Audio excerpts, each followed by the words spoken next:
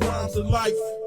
What's really good, y'all? I'm your man Chad with Books, Rhymes, and Life, the best show on writing and hip-hop in America where there are three branches of government and none of them work. Today, I'm coming back on my writing technique series to offer more tips on how to write better dialogue.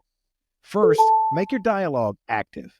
By that, I mean always have your dialogue lead to something. If your characters are arguing over something huge, don't let them agree to disagree or end the fight unresolved.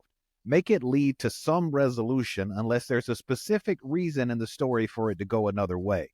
You should also think of how people argue in these situations. Most of us don't use the same tactics as an argument progresses. If the argument escalates, so too do our strategies for that, so keep that in mind when you're writing dialogue. Next, don't use anything other than said when you're writing.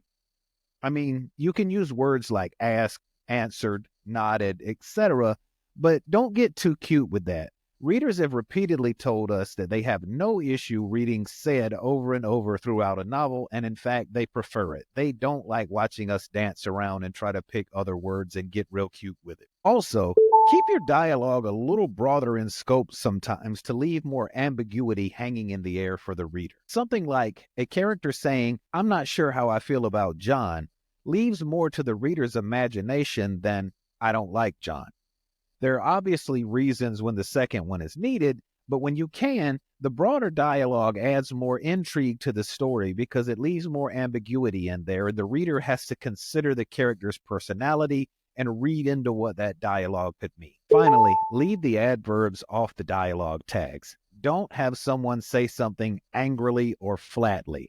Have them say it with sharpness in their tone, or with little to no emotion. Adverbs are broad and are open to interpretation to readers, so that means 100 different readers are going to come up with 100 different ways someone looks angry or speaks flatly. I hope that helps, y'all. Start playing around with some of those elements in your dialogue, and you should be able to create some sharp talking.